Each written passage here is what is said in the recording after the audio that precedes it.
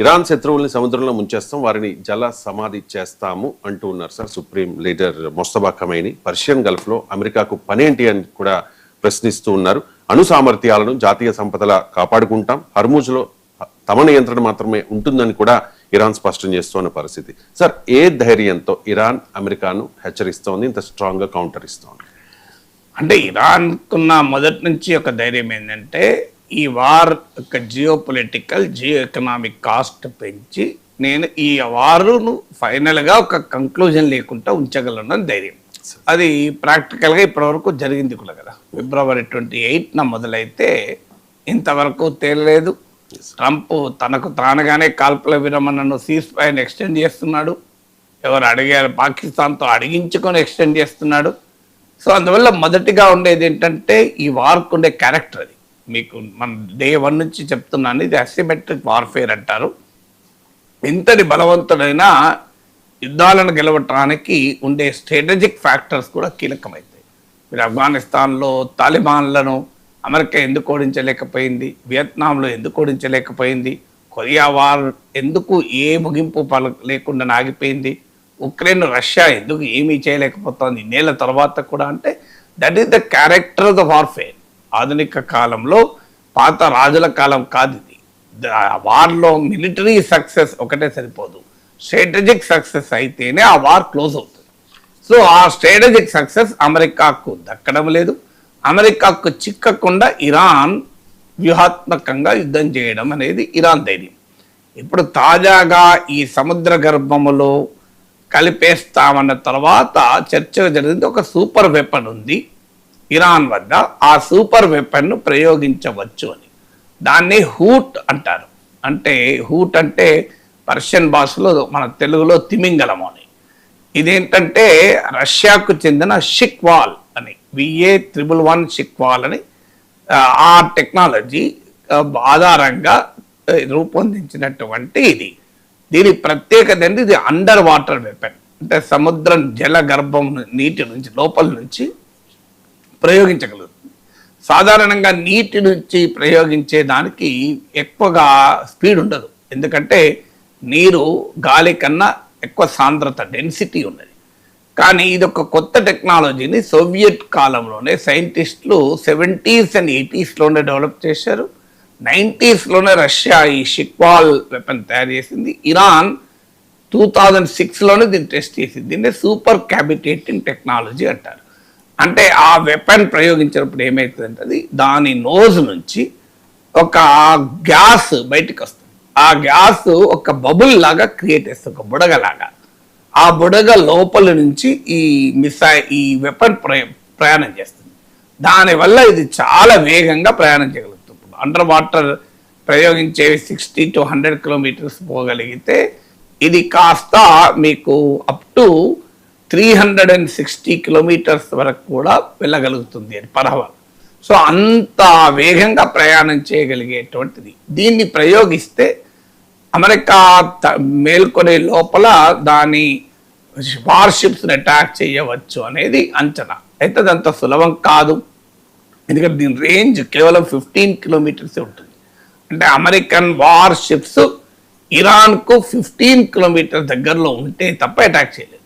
కానీ ఆ వార్షిప్స్కి ఒక 100 kilometers విస్తీర్ణంలో ఉండే కెరీర్ స్ట్రైక్ గ్రూప్ CSG అని ఉంటుంది. అనేక రకాల డిస్ట్రాయర్లు, సబ్మారిన్లు, మిసైల్ లాంచర్లు, క్రూయిజ్లు, ఇవన్నీ రక్షణ కవచంగా ఉంటాయి. అయితే దీనికి ఇరాన్ ఇది ప్రయోగిస్తుందా అని స్ట్రెయిట్ ఆఫ్ హర్మూజ్లో మాత్రమే దీన్ని ప్రయోగించగలిగే అవకాశం ఉంటుంది, ఎందుకంటే ఇది very narrow stretch of water. అందుకే అమెరికా వార్షిప్స్ ఏవి ఇప్పటి వరకు స్ట్రెయిట్ ఆఫ్ హర్మూజ్లోకి ఎంటర్ కాలే. సో ఇక ఇరానేమో ఈ హూట్ మిసైల్ను ప్రయోగిస్తానని చూస్తుంటే అమెరికానేమో డార్క్ ఈగిల్ అనే మిసైల్ అనడానికి ప్రిపేర్ అవుతుంది. ఈ డార్క్ ఈగిల్ మిసైల్ ఏంటంటే ఇది కూడా ఇంతవరకు ఇప్పుడు ఈ రెండు కూడా హూట్ కానీ డార్క్ ఈగిల్ కానీ ఇప్పటి వరకు రియలిస్టిక్ సినారియాలో ప్రయోగించలేదు కావు. ఇంట్రెస్టింగ్ ఏంటంటే hoot was also not tested on the battle field.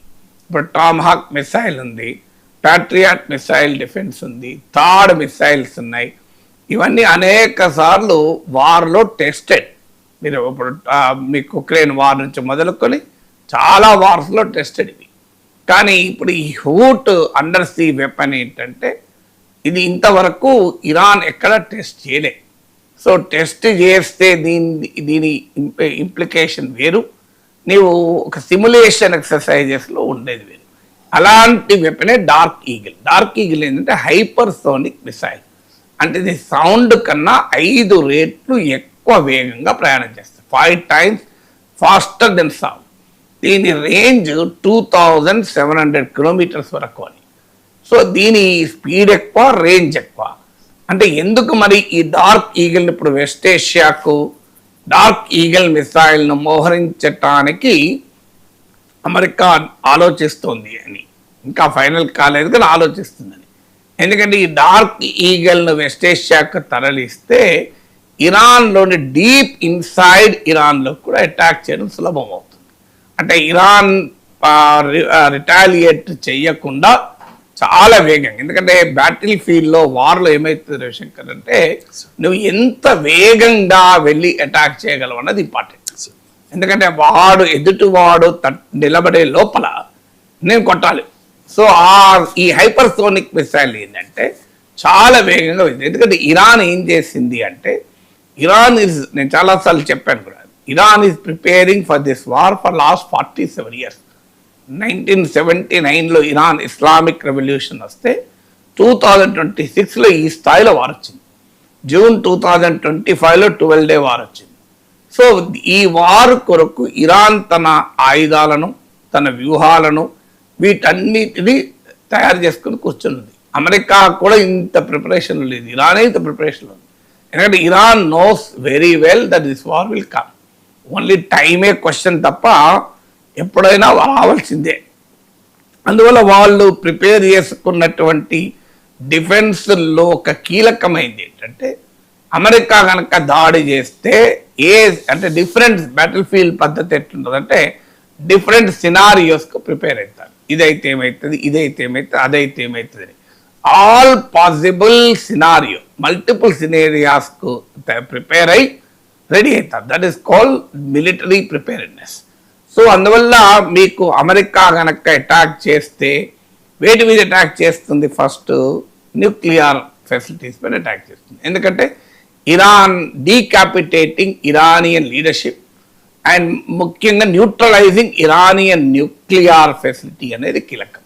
So Iran ఏంటంటే తన న్యూక్లియర్ ఫెసిలిటీస్ను ఇప్పటికే దుర్భేద్యమైనటువంటి స్థావరాలకు మార్చేసింది అని, అంటే పర్వత కొండల కింద భూగర్భంలోకి మార్చింది. అంటే మీరు ఒక లార్జ్ మట్టినే ఛేదించాలంటే పెద్ద ఛాలెంజ్. 1000 సంవత్సరాలుగా తయారై ఉన్నటువంటి ఒక పెద్ద పర్వతాన్ని ఛేదించి దాని కింద ఒక 600 feet కింద, అంటే ఒక పర్వతానికి 600 అడుగుల కింద ఒక స్థావరం ఏర్పాటు చేసుకొని అక్కడ అణ్వాయుధాలు పెట్టుకుని కూర్చున్నది. అక్కడ తన యురేనియం నిక్షేపాలు పెట్టుకుని కూర్చుంది. అంటే ఎంత బంకర్లను కట్టుకుంటేనే మనకు ఆర్మీలో వచ్చే కార్గిల్ వారప్పుడు చూసాం, బంకర్లు పెట్టుకుంటారు.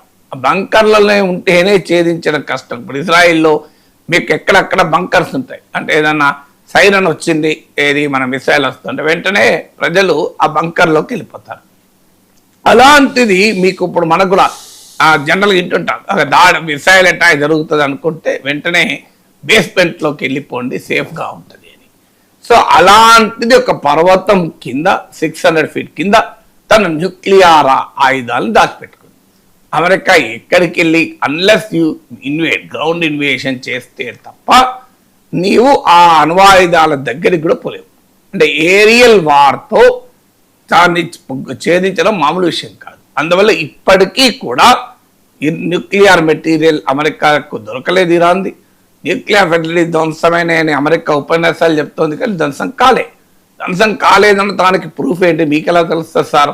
ఇక్కడ టీవీ స్టూడియోలో కూర్చొని ఇరాన్ న్యూక్లియర్ ఫెసిలిటీ ధ్వంసం కాలేదు అని మీరెట్లా తీర్మానాలు చేస్తున్నారంటే ట్రంపే అమెరికానే చెప్తోంది కదా న్యూక్లియర్ ఫెసిలిటీస్ను క్లోజ్ చేయాలని. ధ్వంసమైనాక క్లోజ్ చేసి ఏముంటుంది?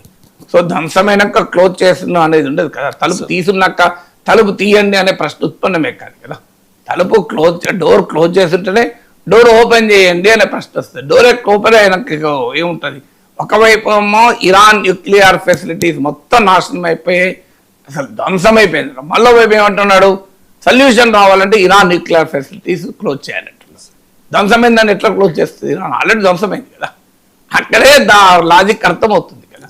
ఇక నెక్స్ట్ ఏంటంటే ఇరాన్కున్న ఇరాన్కేమో ఎయిర్ ఫోర్స్ అమెరికాతో పోటీ పడలేదు, ఇరాన్ నావీ అమెరికాతో పోటీ పడలేదు. మరి ఇరాన్ ఎక్కడ పోటీ పడగలదు? అమెరికా పక్క పెట్టండి, ఇజ్రాయెల్తో కూడా